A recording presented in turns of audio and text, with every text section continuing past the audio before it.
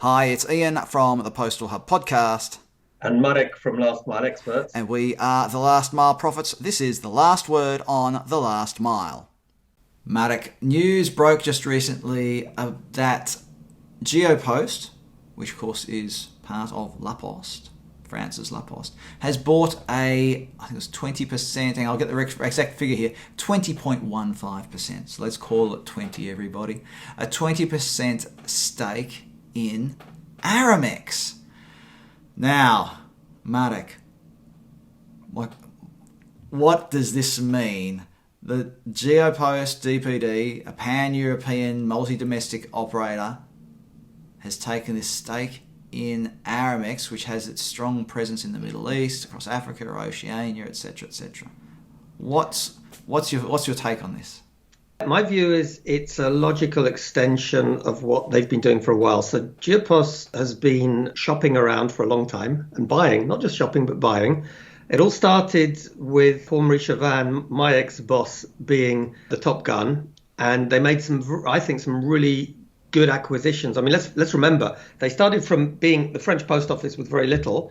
And now they've got probably the best network coverage in Europe, including difficult places like Italy, where they bought BRT, and there's not many players in the Italian market. They were able to secure Spain, they were able to secure Germany, because I won't go into all the details, but they bought most of the DPD network. But actually it was quite interesting because GLS, their competitor, had a few of the franchises. But I think they've covered Europe pretty well. And the logical extension would be to go for a continent that is relatively close by, certainly North Africa is, and the Middle East, where there are big opportunities. So I think it seems like a great move. I'll bet you that there's a call option for more than the 20%. Right. But I'm talking too much. So Ian, what's your take? I'd like to throw a couple of comments in here. One is that La Poste is probably looking across at Germany and seeing what Deutsche Post DHL is doing. And Deutsche Post DHL having that, it's a global behemoth. So there may be a competitive aspect there. Because we remember that, I think it was Singapore Post had grand ambitions of being sort of the Deutsche Post DHL of the Pacific or of Southeast Asia.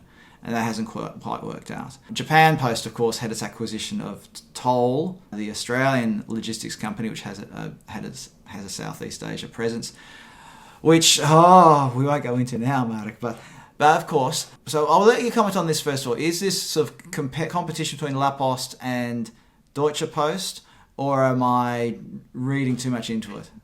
I think, Ian, without being on the inside, this is a bit cleverer. Because do you remember the stage at which Deutsche Post was buying everything everywhere globally, wanted to be big, almost like Big Brown, but Big Yellow? Here, this is a targeted acquisition in an area that is relevant because North Africa is quite francophone and close to France.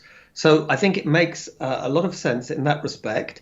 And it's an acquisition that I think is relatively easily digestible, or let's say it's not digestible yet because they have a minority, but should we say easily integrated into the Post network.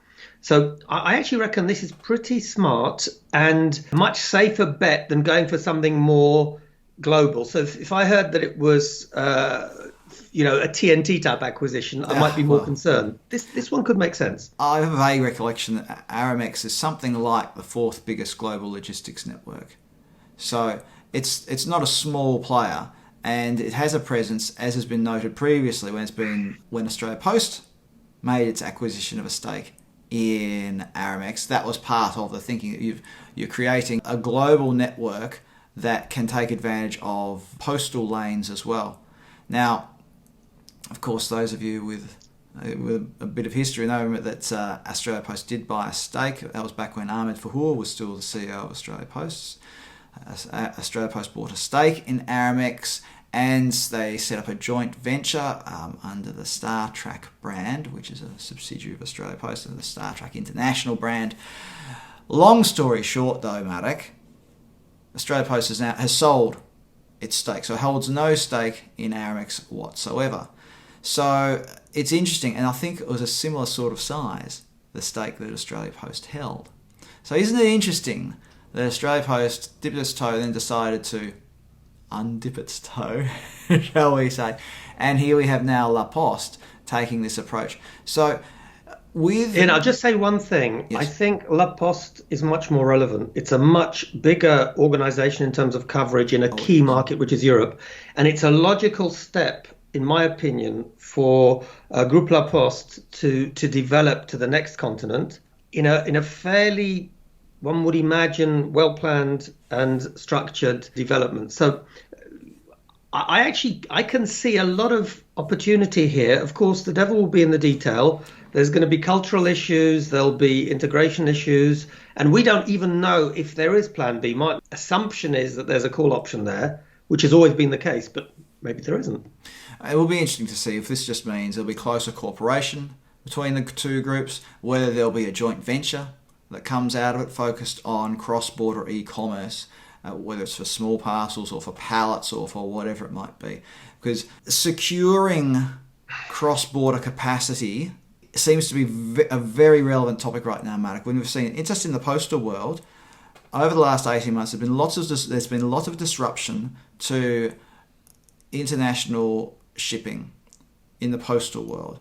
So it could be perhaps that this is part of a project to shore up capacity for cross-border, in addition to growing into new markets, as you said before, Marek. I think, Ian, perhaps that's a nice way of saying, nah, you're speaking rubbish. Well, honestly, to be honest, I'm from my perspective, it's and I might be wrong. I think it's about slowly growing out of Europe. They got their nose bloodied when they tried to do things simultaneously in China, India, and the US several years ago. Right. So I think this is a step. It's also easier to buy something where you have people with the local knowledge and, as it were, people in the market. So, let's see. We'll soon probably find out more about what's behind it. I should have seen the telling sign, though, because my buddy Iyad Kamal has been, let's see how long he's been advising. Since June 2020, he's been advising the DPD Group, and he was the former COO of Aramex. So the writing should have been on the wall for anyone who sort of had a feeling for these things. But I think, Ian, let's see how it pans out. The key question for me is this the end or the beginning of the end, or just the end of the beginning in their international expansion plans? Interesting times ahead for La Poste, Deutsche Post, DPD Group and Aramex. Let us know what you think. Is this a good move? Is it opening up new markets? What's in it for Aramex? Let us know in the comments below. Marek Rozycki, thanks for being part of the Last Mile Profits today. Thank you, Ian. Thank you, everybody.